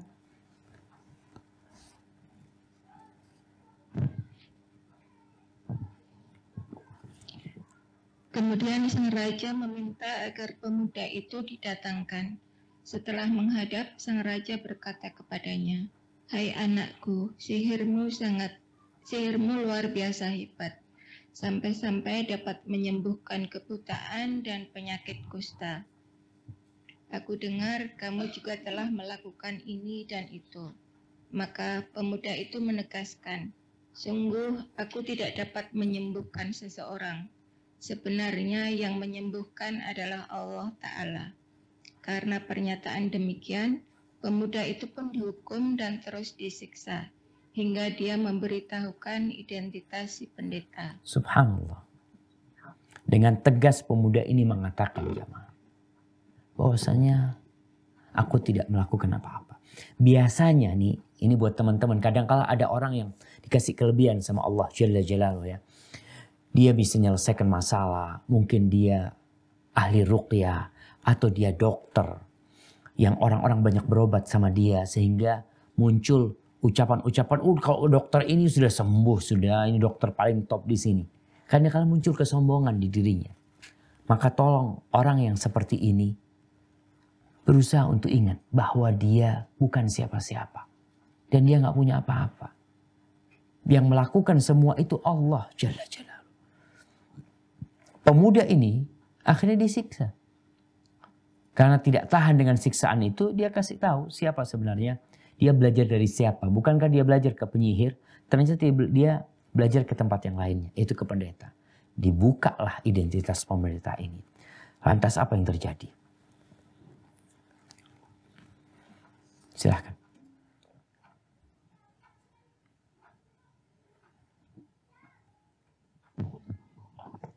Lantas sang raja meminta supaya pendeta itu dihadirkan dan kepadanya diserukan, "Kembalilah kepada agamamu yang semula." Akan tetapi dia menolak, sehingga sang raja meminta diambilkan gergaji. Gergaji itu pun diletakkan di atas kepalanya hingga membelah tubuhnya. Maka kedua belahan tubuhnya pun terjatuh. Subhanallah jemaah. Bagaimana beratnya mereka mempertahankan keimanan. Digergaji kepala untuk meninggalkan keimanan. Sekarang orang-orang banyak menjual keimanannya hanya untuk sebungkus makanan. Karena dia nggak kenal dengan Allah. Dia nggak tahu dengan hakikat kehidupan ini. Dan kesabaran pendeta ini digergaji, dia sabar sampai mati. Kalau dibunuh ditebas kepalanya, sekali tebas mati. Tapi digergaji perlahan-lahan sampai terbelah tubuhnya. Dan ini di hadapan orang banyak. Supaya orang jangan sampai mengikuti pendeta tersebut. Kemudian dipanggillah orang kepercayaan raja. Nah, saya akan lanjutkan.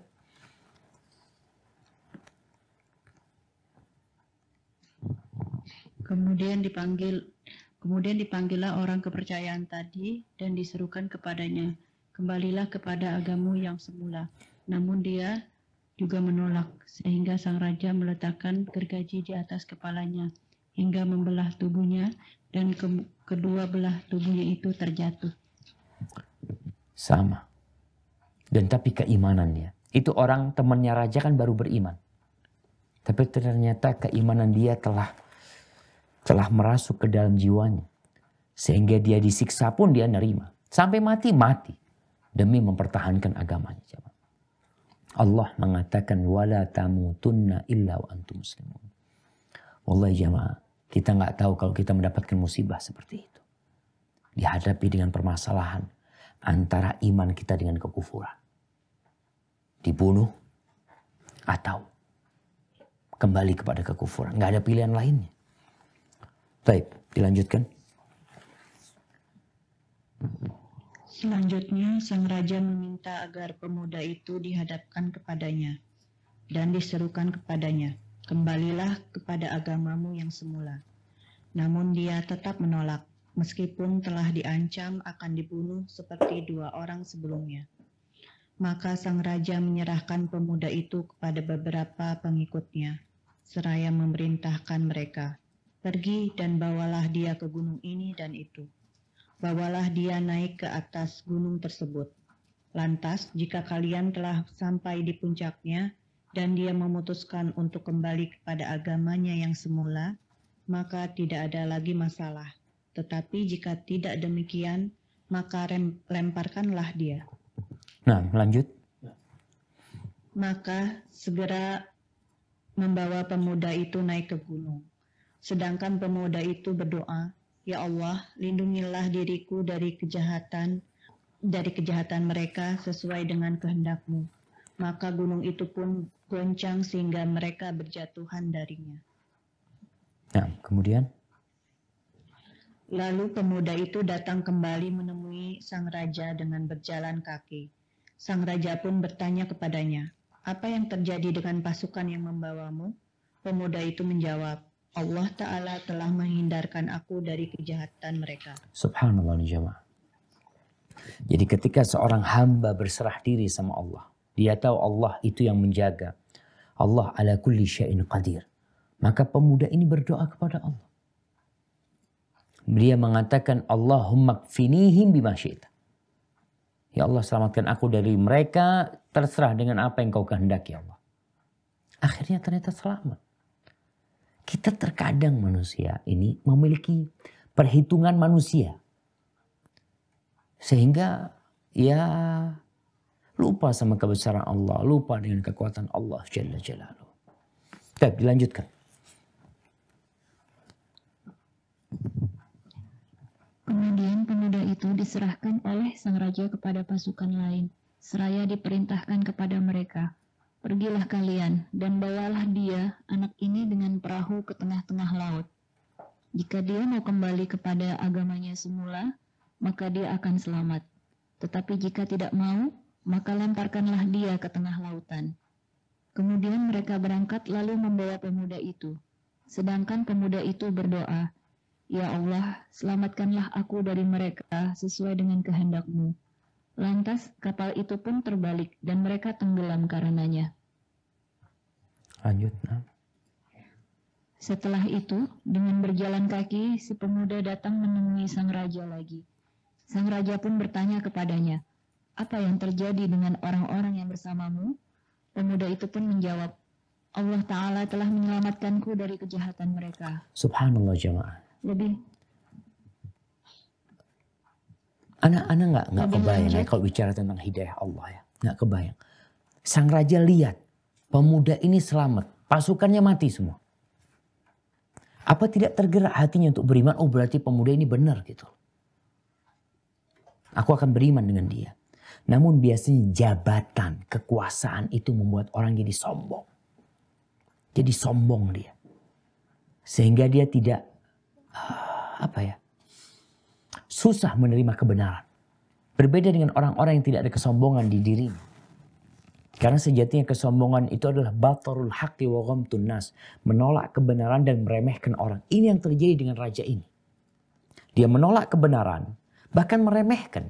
Suruh bawa lagi ke gunung, nggak bisa, lautan mati, datang lagi nih pemuda. Tapi ternyata tidak tergerak hatinya. Kemudian apa kata pemuda ini? Silahkan dibaca. Lebih lanjut, pemuda itu berkata kepada sang raja, Sesungguhnya engkau tidak akan dapat membunuhku sebelum engkau melakukan apa yang aku perintahkan. Apa yang harus kulakukan? Tanya sang raja. Pemuda itu menjelaskan, pertama-tama engkau harus mengumpulkan orang-orang di satu tanah lapang. Lalu engkau menyalibku di sebatang pohon. Lantas ambillah panah dari tempat panahku dan letakkanlah panah itu pada busurnya. Kemudian ucapkanlah Bismillahirrahmanirrahim dengan menyebut nama Allah, Rabb pemuda ini. Maka lepaskanlah panah itu ke arahku. Sungguh, jika engkau telah melakukan itu, niscaya kamu akan dapat membunuhku. Masya Allah. Pemuda ini mau mati setelah berdakwah. Dia ingin dakwah dia didengar oleh semua orang. Sehingga dia minta kepada raja ini, kalau engkau ingin membunuhku, gak apa-apa aku mati. Kalau kau ingin membunuhku, kau kumpulkan semua orang. Kemudian bunuhlah aku. Dengan mengatakan Bismillahirrahmanirrahim. Dengan nama Allah, Robnya anak ini. Si raja tidak kebayang apa-apa. Yang kebayang dia bisa membunuh anak ini.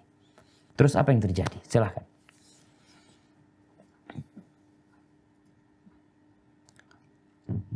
Nah. Maka sang raja pun mengumpulkan orang-orang di satu tanah lapang. Lantas dia menyalibnya di atas batang pohon. Lalu dia mengambil satu panah dari tempat panah pemuda itu. Dan selanjutnya dia meletakkan panah itu pada busurnya. Dan kemudian dia mengucapkan Bismillahirrahmanirrahim dengan menyebut nama Allah Rabb pemuda ini. Hingga dia melepaskan panah tersebut dan mengenai pelipisnya. Lalu pemuda itu meletakkan tangan di pelipisnya dan meninggal dunia seketika. Masya Allah. Sesuai dengan yang diminta. Dan pemuda ini meninggal dunia. Raja melakukan semua, artinya rencana pemuda ini terlaksana. Tinggal keinginan pemuda ini. Apakah terlaksana? Matinya dia selesai. Yang diinginkan raja, matinya anak muda ini, mati anak muda itu. Tapi ada sesuatu yang diinginkan pemuda ini. Dan itu yang tidak dalam pikiran sang raja. Nah, silakan. Pada saat itulah orang-orang pun berseru, kami beriman kepada Rob pemuda ini. Lalu seseorang menemui sang raja dan melapor kepadanya. Tahukah engkau mengenai apa yang kau khawatirkan selama ini? Demi Allah, kekhawatiran engkau itu sekarang telah menjadi kenyataan. Orang-orang telah benar-benar beriman kepada Rob Ta'ala. Subhanallah. Raja membunuh pendeta tersebut karena takut pendeta ini akan merusak rakyatnya. Beriman kepada Allah Jalla Jalaluhu. Kemudian dibunuh. Dibunuhnya teman duduknya raja. Agar orang-orang tidak ada yang ingin masuk Islam. Takut mereka. Dibunuhnya pemuda ini dengan harapan selesai. Masalah dengan dibunuh selesai sudah urusannya. Tapi ternyata yang ditakutkan raja malah itu yang terjadi. Dengan dibunuhnya pemuda ini, tatkala raja mengatakan Bismillahirrahmanirrahim, maka orang-orang jadi beriman semuanya. Nah, silakan dilanjutkan. Maka sang raja memerintahkan orang-orangnya untuk membuat parit yang besar di mulut gang atau jalan dan menyuruh supaya dinyalakan api di dalamnya. Sang raja pun berseru, siapa saja yang tidak mau kembali kepada agamanya semula, maka lemparkanlah dia ke parit itu, atau akan diserukan kepadanya, ceburkanlah dirimu. Orang-orang lantas menceburkan diri ke dalamnya, hingga datanglah seorang wanita bersama bayinya. Wanita itu pun berhenti dan merasa takut terperosok ke dalamnya. Tetapi bayinya berkata kepadanya, wahai ibuku, bersabarlah. Sesungguhnya engkau berada dalam kebenaran. Hadis riwayat Muslim. Subhanallah jemaah. Ini ceritakan kisah Ashabul Ukhdud ya. Mereka kisah Ashabul Ukhdud yang kejadian yang disebutkan di Yaman ya. Kejadian itu terjadi di Yaman sebelum datangnya Rasulullah SAW. Tapi kita lihat bagaimana kesabaran mereka menegakkan agama Allah. Mereka akhirnya dibakar di sana. Bahkan seorang ibu bersama bayinya pun dibakar di sana. Tapi mereka tetap di atas keimanan. Jemaah, menegakkan agama Allah ini memerlukan kesabaran. Barakallahu fiik. Ana rasa itu mungkin yang bisa kita kaji pada kesempatan kali ini. Kita masuk ke sesi tanya jawab. Mungkin ada pertanyaan. Silahkan. Insya Allah mungkin 3 pertanyaan dari Ustadz, lalu 3 pertanyaan dari Pak Mubul ya Ustadz ya. Siap. Kita mulai dari Ustadz dulu. Kalau enggak. Ya. Bentar ya, aku dulu ya. Boleh. Assalamualaikum warahmatullahi wabarakatuh. Waalaikumsalam warahmatullahi wabarakatuh. Ustadz mau bertanya tentang bolehkah perempuan mengantarkan jenazah atau ikut mengantarkan jenazah ke pemakaman?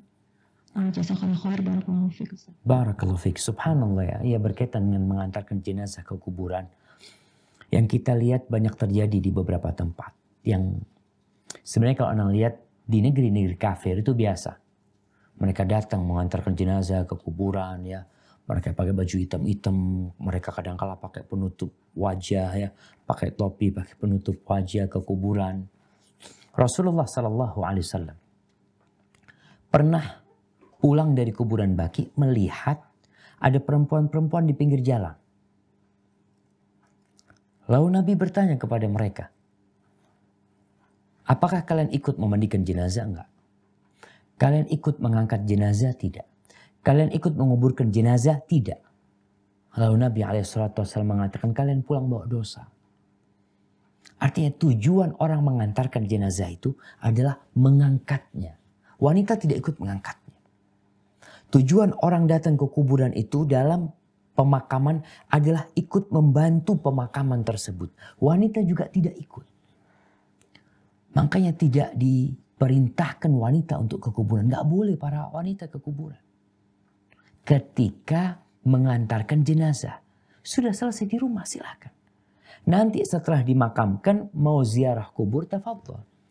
Tapi ketika masa pemakaman itu masa orang memerlukan konsentrasi di sana ya untuk memakamkan, maka para wanita tidak ikut dalam pemakaman tersebut. Berkaitan dengan hukum ziarah kubur bagi wanita, ada yang mengatakan satu haram, tapi satu mengatakan nggak apa-apa, dan Anda lihat yang mengatakan disunahkan bagi wanita untuk ziarah kubur. Itu pendapat lebih kuat, tapi tidak mengantarkan jenazah ke kuburan. Karena sejatinya dia nggak ikut apa-apa. Dia tidak ikut menggali kuburan, dia tidak ikut ngambil tanah untuk menguburkan. Bahkan banyak wanita-wanita yang ke kuburan ketika pemakaman merepotkan orang yang di kuburan. Jadi fitnah juga kadangkala ya. Mereka tidak menggunakan pakaian yang syar'i. Kemudian mereka di situ ada yang pingsan, ada yang nangis-nangis di sana. Maka itu yang seharusnya dilakukan wanita. Jadi dia tidak boleh mengantarkan jenazah ke kuburan. Nabi SAW melarang hal itu. Adapun untuk ziarah kubur, silahkan ketika dia mau ziarah kubur selama dengan aturan dan adab yang syar'i diperbolehkan. Barakallahu fiik. Itu sampai tahapan haram atau?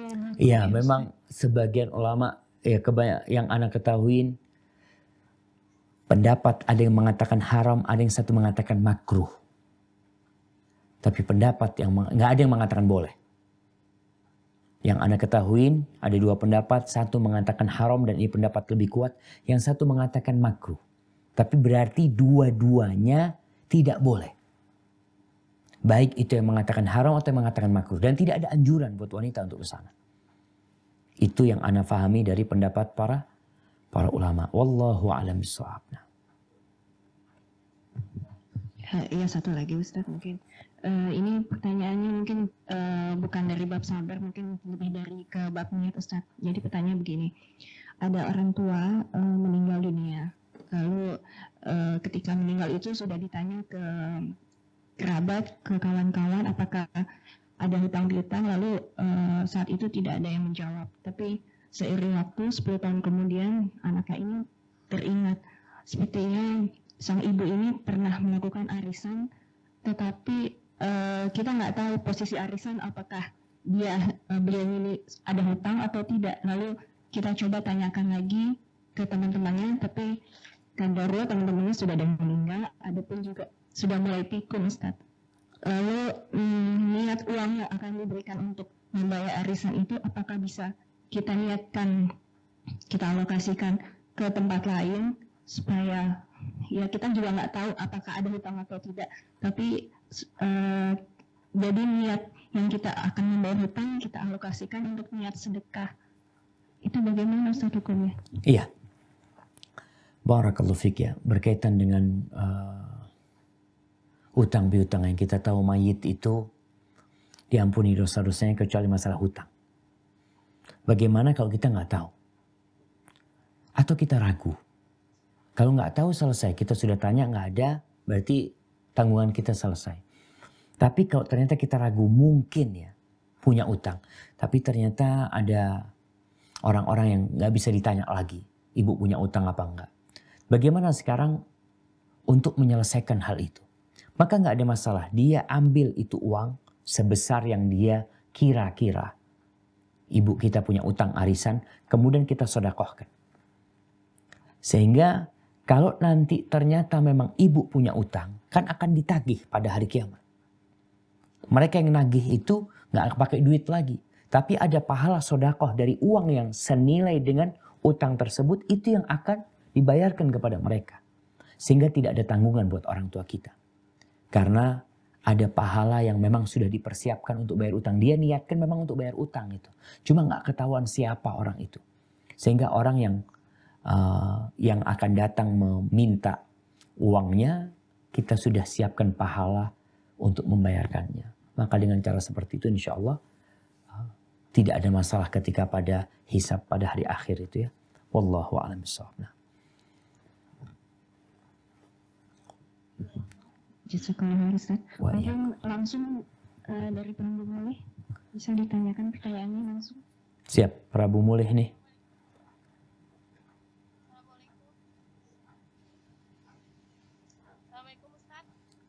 Waalaikumsalam warahmatullahi. Suaranya kurang besar nih. Jelas Ustaz. Masih kecil ya Ustaz? Masih kecil. Mas. Jelas Ustaz. Oh udah jelas nih. Nah, fadhali. Bagaimana agar bisa tetap bersabar dalam keadaan fakir dan terlilit utang Ustaz? Bagaimana? Agar tetap bisa sabar dalam keadaan fakir dan terlilit hutang. Masya Allah jemaah. Ini ada dua pertanyaan. Bagaimana tetap sabar, fakir, dan terlilit hutang? Yang memotivasi kita untuk bersabar itu, salah satunya kita mengetahui fadilah orang yang sabar. Kemudian kalau bisa ditingkatkan jadi orang yang ridha. Kita tahu tidak akan menimpa kita sesuatu kecuali yang sudah Allah tentukan. Percaya dengan takdir Allah. Kita cuma menjalaninya. Kemudian bersyukur.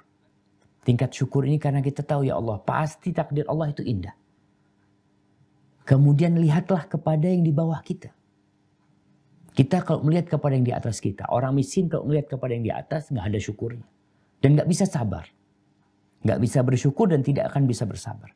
Tapi apabila dia melihat kepada yang di bawah dia, yang lebih susah dari dia, yang lebih parah hidupnya, kita cuma terlilit hutang. Ada orang yang cacat selama hidupnya. Udah miskin, cacat hidupnya. Kita alhamdulillah. Dan nikmat sehat lebih utama daripada nikmat uang. Berkaitan dengan terlilit hutang, di sini orang yang berhutang adalah niat untuk membayarnya. Dan dia terus berdoa. Sehingga ada satu ibadah yang terus diamalkan. Allahumma kfini bihalalika an haramik wa aghnini bifadlika amman siwak. Terus dia baca itu. Sehingga orang ini benar-benar menjadi orang yang bersabar, bersyukur dan beribadah kepada Allah Jalla Jalaluhu. Barakallahu fiik ya. Sambil dibaca tentang kisah orang-orang yang sabar ya. Nabi SAW hidup susah, kadang-kadang nggak makan. Beliau juga meninggal dunia pun sallallahu alaihi wasallam dalam kondisi baju besinya digadaikan untuk makan beliau sallallahu alaihi wasallam. Barakallahu fiik. Nah,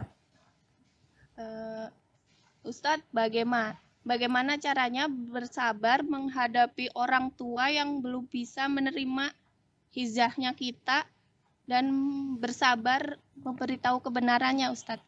Subhanallah ya. Ya, tadi kita baca cerita bagaimana pemuda, bagaimana pendeta, bagaimana temannya raja dan bagaimana anak muda ini, bagaimana mereka bersabarnya sampai mati. Dibelah kepalanya, digergaji. Artinya yang menimpa kita dari keluarga kita itu sangat ringan sekali. Mungkin hanya omelan belaka, hanya cacian. Maka kita harus melihat kepada mereka yang mereka dituntut bersabar sampai nyawa pun mereka korbankan. Kita yang hanya batasan dicaci maki, dicela.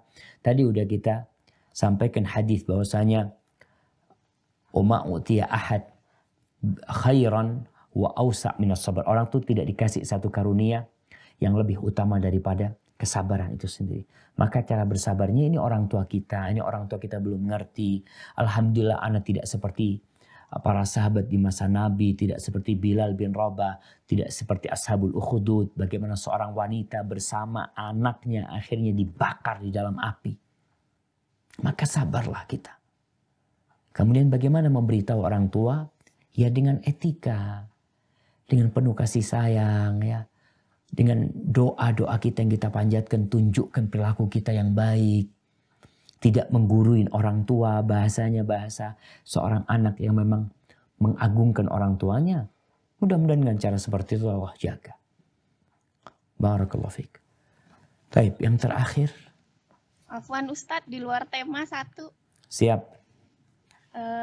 Minta tolong dijelaskan tentang boleh tidaknya doa bersama Ustadz. Iya, berkaitan dengan doa bersama. Di waktu-waktu tertentu ada doa bersama. Rasul Shallallahu Alaihi Wasallam ketika Jumat doa bersama, ketika beliau sholat istisqa doa bersama. Jadi di mana Nabi Alaihissalam di waktu-waktu Nabi berdoa bersama, kita berdoa bersama. Tapi di waktu-waktu Nabi Alaihissalam tidak berdoa bersama, ya kita tidak berdoa bersama. Jadi intinya seorang itu dituntut untuk berdoa masing-masing. Doa bersama diperbolehkan dalam waktu-waktu tertentu yang memang Nabi SAW mengamalkannya. Jadi apabila kita hendak mengamalkan, maka kita bertanya, Nabi SAW pada momen tertentu ini, Nabi ngamalkan enggak? Ketika Nabi tidak mengamalkan, ya tugas kita adalah mencontoh Rasulullah Sallallahu Alaihi Wasallam. Barakallahu fiik. Anu rasa kita udah azan asar di sini jamaah. InsyaAllah kita lanjutkan pada pertemuan yang akan datang. Semoga Allah memberikan kepada kita ilmu yang bermanfaat ya. Mungkin ana tutup langsung.